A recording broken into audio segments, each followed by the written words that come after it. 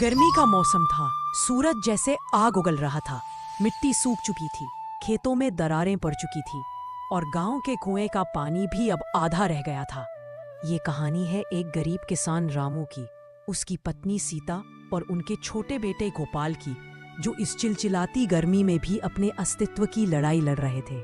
सुबह के 7 ही बजे थे, लेकिन ऐसा लग रहा था जैसे दोपहर हो। रामू सिर पर गमछा बांधे, हाथ में फावड़ा लिए खेत की ओर निकल चुका। रामू, इतनी तेज धूप है, कुछ खा तो लो। सीता, खेत को देखना जरूरी है। बारिश अब तक नहीं आई। अगर जमीन को पानी न दिया तो फसल का क्या होगा? माँ, मुझे प्यास लगी है। बेटा, थोड़ा पानी बचा है, पर संभाल कर पीना। रामू अपने खेत में पहुंचा तो दिल बैठ गया। जहां कुछ दिन पहले हरियाली थी, वहां अब पत्ते मुरझाए हुए थे। मिट्टी इतनी गर्म हो गई थी कि नंगे पांव रखना भी मुश्किल था। हे भगवान, ये गर्मी तो जान ले रही है। ऊपर से ना बिजली ना पानी, कैसे जिएंगे हम लोग?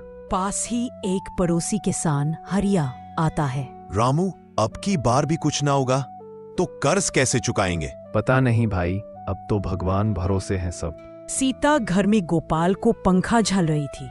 ना पंखा चल रहा था, ना ठंडी हवा थी। गोपाल बुखार में तप रहा था। हे ठाकुर जी, मेरे बच्चे को कुछ न हो, गर्मी ने तो हालत खराब कर दी। पास की औरतें घर के बाहर बातें कर रही हैं। सीता का बेटा बीमार है, सुना है बहुत तेज बुखार है।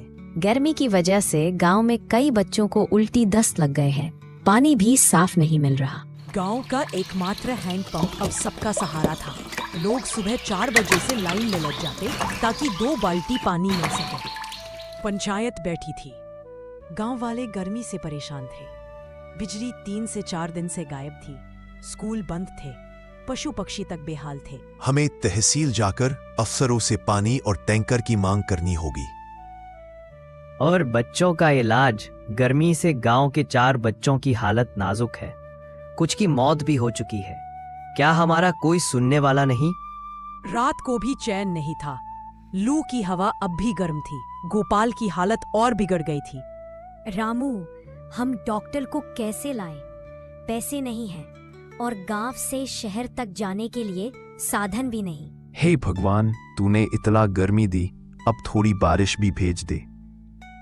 अगली सुबह आसमान में बादल थे। ठंडी हवा चली। गांव वाले घरों से बाहर आए। सबकी आंखों में एक ही सवाल था,